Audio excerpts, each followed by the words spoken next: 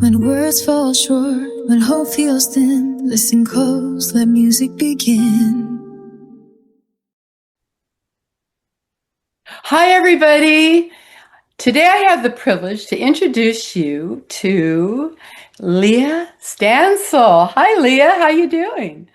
Hello, I'm great, thanks. And she's going to tell us about stop drowning and just stand up. Yes. Tell us what you speak on. So my talk is about encouraging high achieving females to unlock their potential by encouraging them to self-understand, to lead through challenging life transitions or challenges. In a nutshell, that's what it is. Okay, so you were a swimming coach. I was, yes. I And still so am, kind of. Okay, and so I hear this stop drowning, just stand up. There's got to be a good story that goes with that. Yes, actually, so as you said, I am a swimming coach. I was a college swimming coach, and now I volunteer with my older daughter's high school team, and I do private lessons and I do swim clinics and stuff like that. But for this specific thing, when my older daughter was younger, so probably about 15 months old. At the time, my son was 3 years old. And for both of them, I started putting them in swim lessons when they were three, because it was important to me that selfishly, it was important that they were pretty comfortable in the water, so that I didn't have to keep getting in the water with them. I wanted them to be pretty self-sufficient. And so my second child, which is my older daughter, she would have very little fear around the water.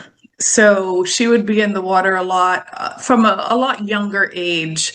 And at that time, so about 15 months, she would always want to like put her face in the water, and we would always be in an area which was shallow water so she could walk, and I would stay beside her while she was walking around in the pool. And this specific time, she was being daring, and she was putting her face in the water, lifting up her legs and making splashes. And I noticed that I could tell that she was trying to pick her head up to breathe. And kids that age, in case anybody doesn't know, their head is too heavy to pick up, like to lift their chin and breathe. That's why it was so difficult for her. And that's why for younger kids, you teach them to roll over. Well, in this specific situation, she technically did not have enough room to roll over because it was a shallow pool. And so watching her, I realized that I hadn't really taught her to just put her feet down. And so while she's like kicking with her face in the water, I went beside her and whispered in her ear, just put your feet down. You just have to stand up. And so I just pushed her feet down on the ground to teach her, just put your feet down and then you can just stand up. So you don't have to drown. You just have to put your feet down to stand up. And so that's where the title came from, with the understanding that everyone has the tools to be good leaders. They just may not be aware of it. And so my talk is about making them more aware of what they have internally to I love better that. lead. Yes, yes. Isn't it interesting how our children can teach us so much? Oh, goodness. Yes, yes. When I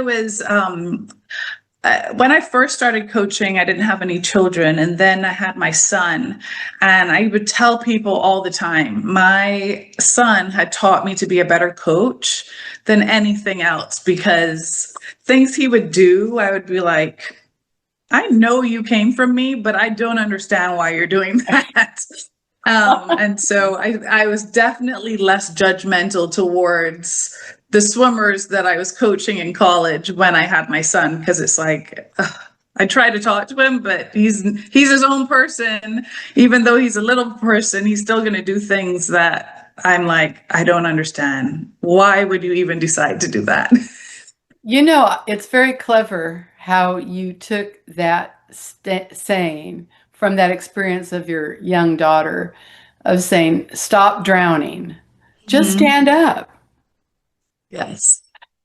Talk a little bit more about that, because I think that is a beautiful metaphor. Give us an example. Yeah, so in my philosophy is effective leadership can't really start unless it really begins with self-leadership.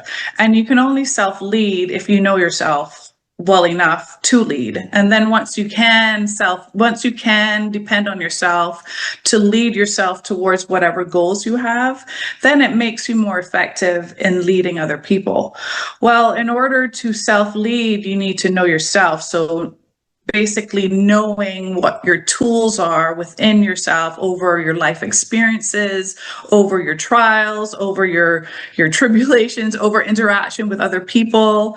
You can't really learn about yourself, or you better learn about yourself for what's internal. And so that is the premise of the metaphor and trying to talk about it, is to help people understand that you can lead from the tools that you already have. It's a skill that can be practiced like any other physical skill. It's a mental skill that can be practiced. And some people have these really good tools naturally, and then some people have these tools that they have to practice and nurture and grow. But the whole premise is you have it internally, and shouldn't try to lead the way someone else leads, because been there, done that, tried to do that. But you try to lead with what you have. And I think some people, especially women, they overlook that specific factor for a number of different reasons. I mean, we're busy, our mind is always going on ways, how can we be better? How can we do this? Mothers are balancing their children, their husbands, or whether or not they do have a spouse. Girls are trying to fit in, there's constant dialogue in our heads as to external. There's very little time relatively where we sit down and we think, what am I like? What do I need to function? What do I need to make myself a better person? What do I need to help somebody around me? How do I affect the world around me? Right? Where we can get so caught up very easily about being in our own bubble and not taking the time to think about how we function. So that's where everything comes from in my brain when I'm thinking. And it carries on, or it has carried on over the years of my 20 years of coaching in college, where I every year I worked with female swimmers. Some programs, I also worked with male swimmers, but my entire program, I was consistently working with females in different schools, and that was a running theme. It really didn't change. As the years progressed, I realized more and more I had to talk about it more and more. But it's something that as females, we have a tendency to compare, a tendency to take things personally, and so it's just a matter of recognizing, like for example, let's take taking things personally, like recognizing, okay, that's something I do, and being able to internally recognize, okay, I'm taking this personally. Is this a reality, or is this something that I'm concocting in my head? And recognizing which one is which, so that you know how to handle it in an ideal way. So as I'm listening to you talk, I'm sure you were a wonderful coach. Did you ever have a situation, and I know you did, you're going to go, oh yeah. Yeah. Where you saw the potential in a swimmer, but somehow you needed to help alter her mindset? Oh yeah. Yes. So what was your magic thing that you would tell that person that you knew physically and everything about them was a winner, except what was between their ears? Yes. What would Oh, you tell them? goodness. Honestly, it really depended on the person. It depended on what they were like. So I coach a lot of international swimmers. So some of them were domestic Americans, some of them were from other countries. And so it really depended on the person as to what my approach was going to be and how much of a rapport I had with them. So, for example, I had one swimmer who I'm very close with now. I had one swimmer who, phenomenal, tall, strong, and really wanted to perform well, but really doubted herself. And but at the same time, she would get really frustrated and, as she described, sad if I gave her feedback of something that she could improve on. For example, so this one practice, we were doing in our practice, we were doing a practice, and she had lost focus and she wasn't doing something that she was supposed to be doing. And so I got on her about it. I'm like, focus, you've got to focus. You're not an athlete where you can just, float away and then all of a sudden focus and go in. You have to stay focused for an extended period of time. And she got really upset with me, but she didn't. Because I knew her well, it was a very subtle reaction. So I'm giving her information and she goes underwater and and it was just this very subtle reaction that she had. And so at the end of practice, she came to me because I encourage them to self-advocate, like talk to me, communicate. If something happens, you need to come talk. And that's part of that is part of my keynote speaking is one of the things is self-advocacy, which is communication. So she came and she spoke to me and she was like, Leah, you really upset me today at practice. And I said, how did I upset you? And so she started complaining that I'd given her feedback, and whenever I give her feedback, it makes her really sad and it upsets her and it puts her in a bad mood and she doesn't like it. And so she's going over the example of what I just described. I gave her a set and it was feedback, and she obviously did not like the feedback that I gave her. So while I was talking with her, I acknowledged her feelings. I said, okay, I can understand that you're feeling upset.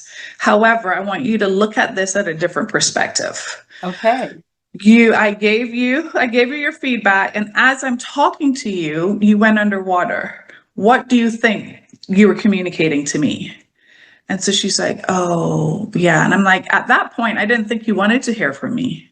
So I stopped giving you feedback, because one of the complaints was that I ignored her. I started ignoring her, right? And so I said, I wasn't starting to ignore you. I just felt like you didn't want to hear from me because while I was talking, you went under the water and you weren't. So that was information for me that I learned that you didn't want to hear from me.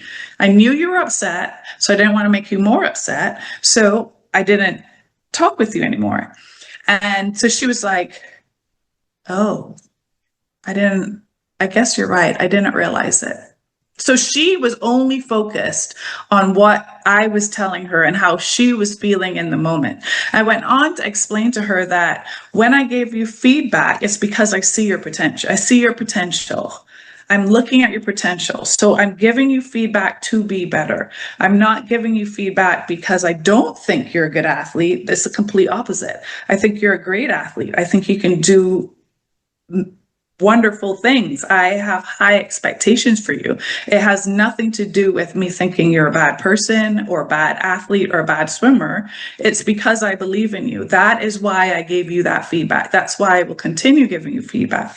And then I acknowledged her, what she was feeling again. And I said, I understand what you're saying. I will make sure to give you more positive feedback as well as your regular feedback so that you can see the difference, right? So in that moment, I was teaching her, my intention was to teach her, number one, to get outside of her bubble, to think about how she's affecting the rest of the world. And then number two, for her to understand, I am not trying to bring her down. It's the opposite. I'm trying to lift her up. And so when I give her feedback, don't view it as me attacking her, but view it as me believing in her. So it was more of a giving a feedback, but I think the first step was that giving her the space to understand, which I had done repeatedly with the team. If you have an issue, you need to come talk to me. You need to come tell me, because I always would say to them, I haven't perfected the art of reading minds yet, so you need to come tell me what it is so that I can understand. So that's one of the things that. And so with her, that I think that conversation alone strengthened our relationship even more, and it built the trust between the two of us even more. And with that, I was able to continue to give her critique in terms of her mental, whatever mental space she's in the moment. So, if she starts talking negatively, one of the things I keep saying to my athletes, if your thoughts are not good and useful, they shouldn't be there. That you need to change it to being good and useful. And so she would always complain to me, Leah, I know my thoughts are not good and useful, because I would just say to her, if she says something out loud, I would say, is that good and useful? To the point where she would get so frustrated and she'd be like, Leah, I know. Is that good good and useful? You just gave a very, very good example of great leadership. And Thank you. I think what I learned, and maybe you learned at the same time just from hearing your story, is that it's important for us to say something complimentary. Like maybe if you had started with, you are one of the best swimmers I've ever known. That type of thing. But she only, when you were giving her advice or what a coach does, then she rebelled against it and took it personally and went, which teenagers do. Yes. But good leaders will always, I think it was Mary Kay, they said they make it a sandwich. Give a compliment. Yes. A suggestion. Yes. And then compliment again. But put the suggestion in between. Yes. Yes. And that's very, very, very good. I'm sure you had great success with your swim team. Yeah. Yes. The challenge sometimes with sports coaching is things are moving so fast that you can't always do that. So, you give feedback and you walk away and you're on to the next athlete. And so that first athlete is like, sometimes even if you say good job and then you give the feedback and you walk away, the good job has left. It's no longer being heard. It's just the critique. And I realize it's mostly with females that the critique stays with them for so long. And so that's why I think the talk that I have is to encourage coaches, but also to make those females aware that you need to recognize what's happening internally, so that I'm starting at the root of, what are you hearing, so that they can do for themselves, okay, what am I hearing? Did she really criticize me, or is my own insecurity causing me to look at it as something worse than it actually is? Because as not all coaches necessarily have the time, or because especially within swimming, you have so many athletes that you have to deal with, and sometimes you can't get to each of them as much as you want to. But if you have an athlete like my athlete that I just described, that took the time to come and say, Leah, you really upset me just now. Mm-hmm. Well, that's her taking the initiation and being able to self-advocate and talk and say, this is how I was feeling. And so I give her a lot of credit to taking that time to come. And because that's an uncomfortable, for some people, that is very much outside of their comfort zone, but it's especially for insecure females, which are basically 90% of teenage girls, it's really hard to take that step. And so, I give credit to her in terms of being able to listen to the millions of times that I've told the team, stand up, like speak up for yourself. You just have to understand that whoever you're speaking up to may not agree with you, but they at least has heard what it is that you are trying to get across. Once it's respectful also. Exactly. Well, Leah, they say that speaking is the number one fear of people, then worse than death in some cases. Oh, wow. So I joined Toastmasters, and Toastmasters, you get evaluated. Oh, wow. And so people, you kind of freeze up because you're going to be judged. And when we are judged negatively, we see it on Survivor, you get kicked off the island. So it's kind of it's kind of this primordial thing that we don't want to be judged badly. Right. And so I remember this one time I was evaluated, and I would listen to people, and sometimes I would listen to people and go, well, okay. But this one time, I had this woman say, "You smile too much when you speak." And she said it like this. And I said, "Thank you for that, but I'm going to keep smiling." Yeah. Please everyone, right? And that's what I've learned with coaching is like, you're not going to please everyone. And, that was also a frustration with me as a coach. Like, I can't please everyone. And it was tough because you can't please everyone. And so that's so true that teenage girls or young women will read something into something that's not there. Yes. I have a daughter that does that. I said, I didn't mean it that way. Yes. Anyway, so tell me a song. This is how I like to close out my podcast, is because I'm all about music. Tell me a song that fires you up, and why. Why does it?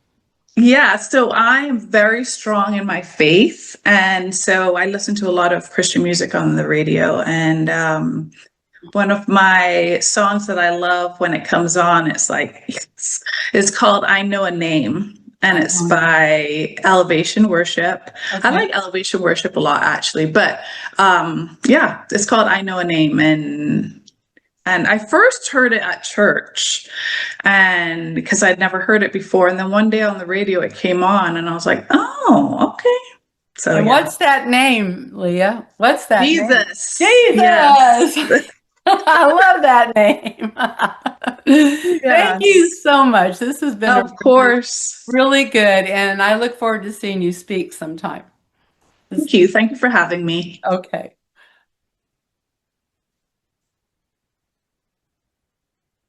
I'll talk to you later.